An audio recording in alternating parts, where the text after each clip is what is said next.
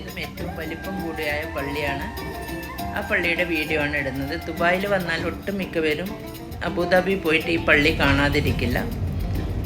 അത് ഏത് രാജ്യക്കാർക്കും ഏത് മതസ്ഥർക്കും കയറാൻ പറ്റുന്നതാണ്. പക്ഷെ അവിടെ കയറുമ്പം തല മറച്ചിരിക്കണം, ഫുൾ സ്ലീവ് ഡ്രസ്സ് ഉണ്ടായിരിക്കണം എന്നുള്ളത് നിർബന്ധമാണ്.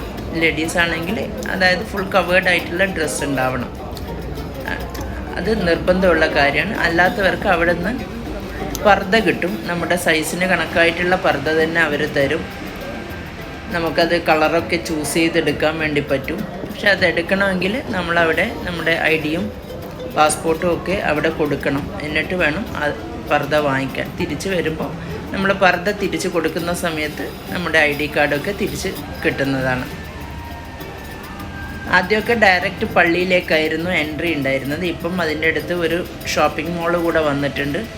അപ്പം അതിൽ കയറിയിട്ട് അതിലേ കൂടിയാണ് പള്ളിയിലേക്ക് എൻട്രി പോകുന്നത്. ഇവിടെ കുറേ ഷോപ്സ് ഉണ്ട്, ഫുഡ് കോർട്ട് ഉണ്ട്. അപ്പോൾ അവിടുന്ന് കുറച്ച് നടന്നിട്ട് വേണം പള്ളിയിലേക്കുള്ള പാസേജ് കയറുന്നത്.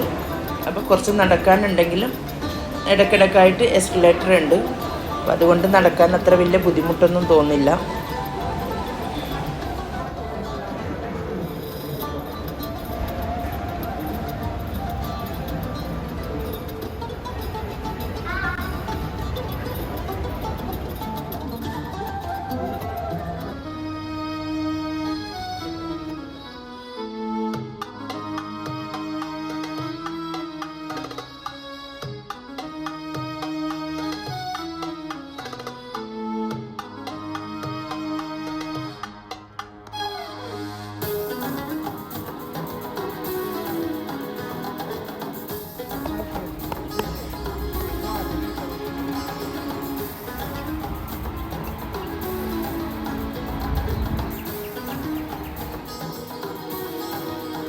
പള്ളിയുടെ കോമ്പൗണ്ടിലേക്ക് കയറിയിട്ടുണ്ട്. ഇവിടെ എല്ലാ സ്ഥലത്തും ഫോട്ടോസ് എടുക്കാൻ വേണ്ടിയിട്ട് അവർ ഓരോ സ്ഥലം മാർക്ക് ചെയ്തതുണ്ട്. അവിടെ നിന്ന് മാത്രമേ ഫോട്ടോസ് എടുക്കാൻ ഇപ്പോൾ സമ്മതിക്കുന്നുള്ളൂ.